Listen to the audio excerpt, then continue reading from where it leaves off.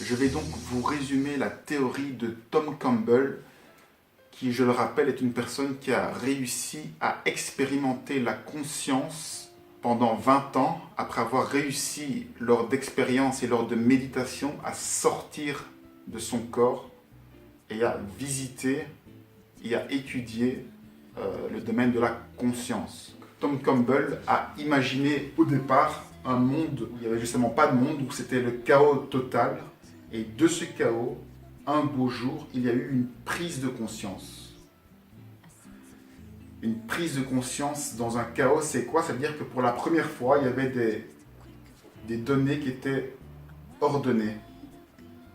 Et la conscience a pu émerger du chaos. Donc, c'est-à-dire la possibilité de réfléchir.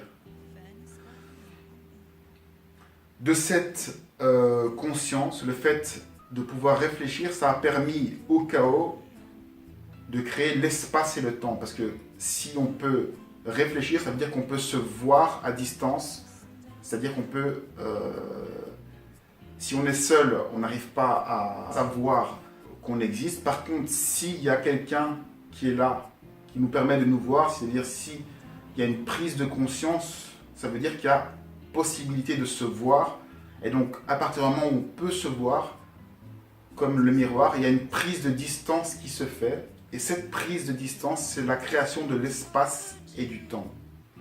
Donc, à partir du moment où il y a autre chose que moi-même, on crée un espace et un temps, puisqu'on peut communiquer, échanger avec quelqu'un. Donc, il y a un système d'information qui est né par cette prise de conscience. Et donc, cette conscience globale est née et a elle-même été subdivisée en plusieurs unités de conscience individualisées. Donc, c'est-à-dire que la conscience globale s'est subdivisée en plein de petits points de conscience qui a permis de créer une sorte de système social, donc avec plein d'individus, plein d'unités de conscience qui peuvent réfléchir, échanger des informations, etc. Il a bien sûr fallu ordonner toutes ces informations et tout ce système social. Et donc, pour ordonner ce système social, il y avait deux solutions possibles. Soit on laisse les choses aller dans le chaos, soit on maintient un certain ordre. Donc soit c'est ordonné, soit c'est désordonné. Ce qui s'est avéré être, c'est que le système ordonné est plus efficace que le système désordonné.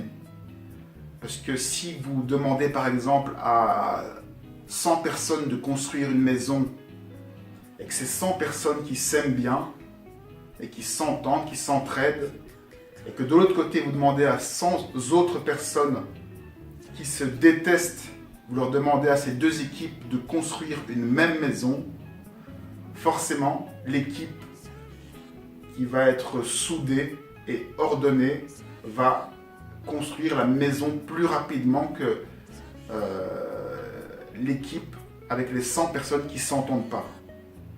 Les personnes qui ne s'entendent pas vont peut-être faire équipe pour se défendre, mais elles vont juste faire des équipes plus grandes qui après vont créer des guerres entre équipes et ça va toujours être un système chaotique et la maison a peu de chances d'aboutir et si elle aboutit, ce sera après énormément de temps. Donc le système ordonné est plus efficace. C'est pour ça que dans la vie de tous les jours, la loi, c'est la loi du système ordonné. Et le système ordonné, il s'avère que c'est en gros l'amour.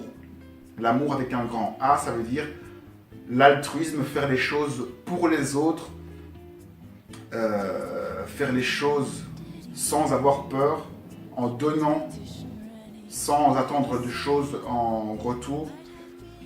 À l'inverse, le système désordonné, c'est quand on fait les choses uniquement pour soi, quand on veut essayer d'avoir, quand on veut essayer d'accumuler, de garder un maximum. C'est l'avidité, c'est en résumé la peur. Donc il y a un système de peur et un système d'amour Et le système le plus efficace, c'est l'amour. C'est pour ça que le système favorise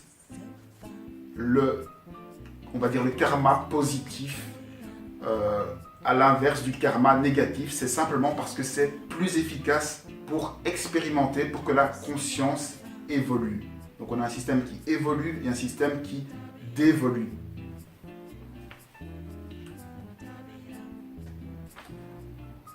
On a aussi un système qui consomme beaucoup d'énergie pour rien, avec la peur et les combats et les tensions pour se défendre, et un système qui est beaucoup plus efficace et beaucoup moins énergivore et qui est beaucoup plus rentable, où on utilise mieux l'énergie de construction. Tout ça a bien sûr des implications dans énormément de domaines, et donc la théorie que je viens de résumer ici en quelques mots se déploie dans tous les champs d'application, et je vais dans les autres vidéos vous expliquer ces autres points d'application.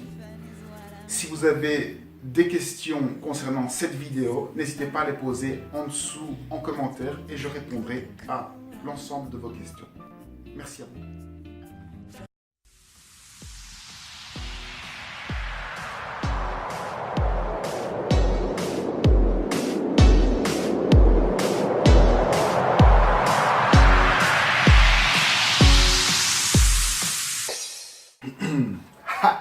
Allez, yo!